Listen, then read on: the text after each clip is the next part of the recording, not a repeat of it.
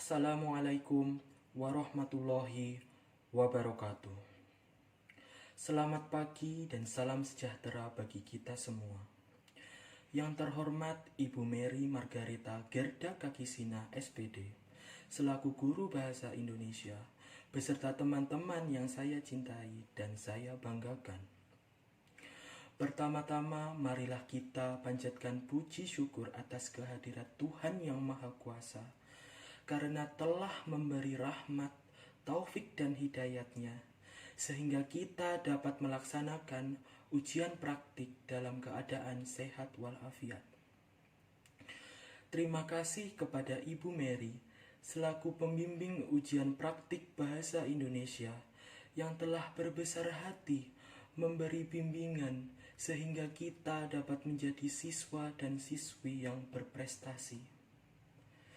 Pada kesempatan ini saya akan membacakan pidato yang telah saya susun sebagaimana yang telah dianjurkan dan diperintahkan kepada saya, secara matang dan akurat untuk memberi wawasan kepada penonton sekalian.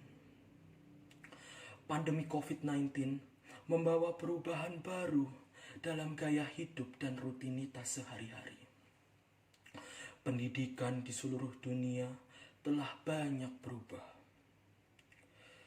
Tercatat yang telah diberikan oleh data, yang telah disampaikan dan diumumkan oleh UNESCO, setidaknya 186 negara telah melakukan penutupan sekolah yang berdampak terhadap proses pembelajaran, yaitu sekitar 1,29 miliar siswa di dunia.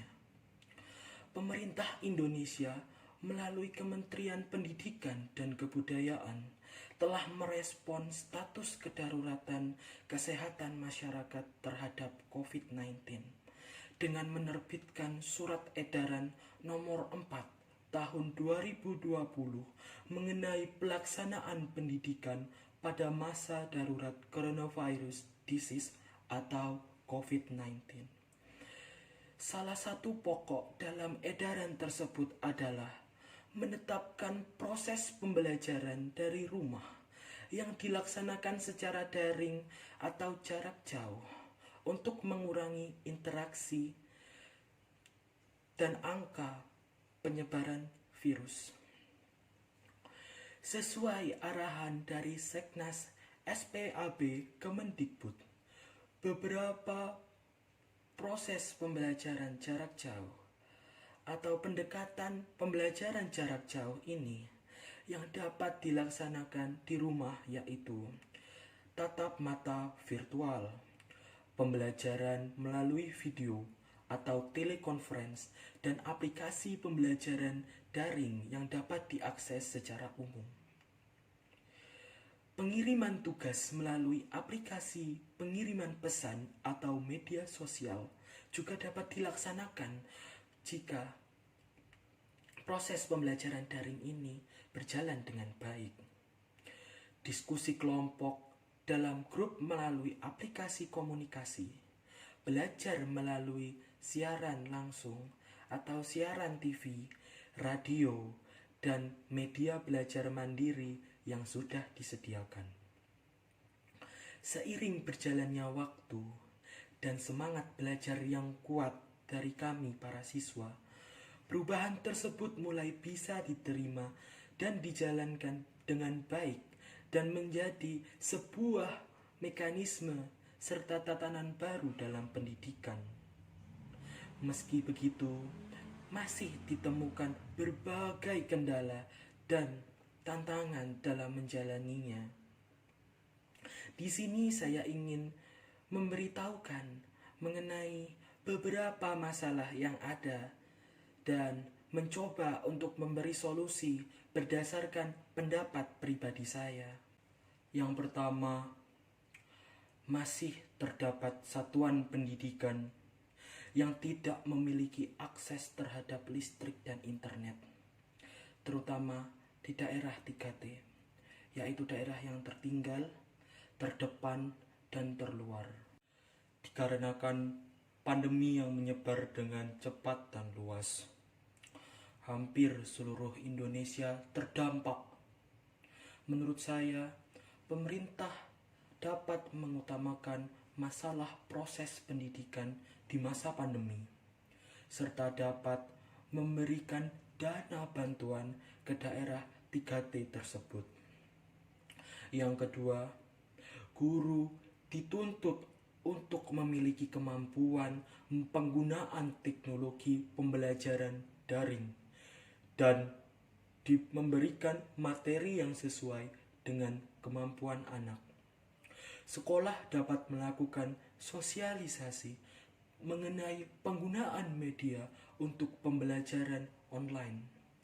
Menurut saya, akan lebih praktis jika sekolah memiliki standar aplikasi yang digunakan sehingga para guru dapat berkonsultasi satu sama lain dan tidak menggunakan aplikasi yang berbeda-beda. Yang ketiga, tidak semua siswa memiliki gawai, yaitu smartphone, laptop, komputer, dan lain-lain untuk dapat mengakses materi pembelajaran. Masalah ini mungkin dapat diselesaikan jika sekolah dapat meminjamkan komputer sekolah kepada siswa yang kurang mampu. Tentu, saya dan siswa lain yang datang ke sekolah untuk mendapatkan akses pembelajaran online menggunakan komputer sekolah akan tetap mematuhi serta menerapkan prinsip physical distancing beserta protokol kesehatan yang berlaku. Nomor 4, tidak adanya kegiatan praktikum bagi peserta didik. Siswa dapat melakukan praktik di rumah. Guru dapat memilih materi praktik yang tidak melibatkan alat yang rumit. Dan dengan merekam aktivitas praktikum, guru dapat menilai aktivitas yang dilakukan oleh siswa. Dalam menghadapi pandemi, kita dapat menjadikan peristiwa dan momentum ini sebagai langkah yang tepat bagi pemerintah dan pihak pendidikan hingga satuan pendidikan yang terlibat dalam proses pendidikan di Indonesia untuk belajar dan bersinergi menggalang upaya bersama dalam memfasilitasi dan keberlangsungan pendidikan Indonesia di era pandemi di masa yang akan datang. Demikian sedikit pidato yang dapat saya sampaikan kepada Anda sekalian. Bila terdapat penulisan beserta ucapan yang kurang berkenan di hati para pemirsa, sekiranya mohon dimaafkan dan dimaklumi. Terima kasih. Wassalamualaikum warahmatullahi wabarakatuh.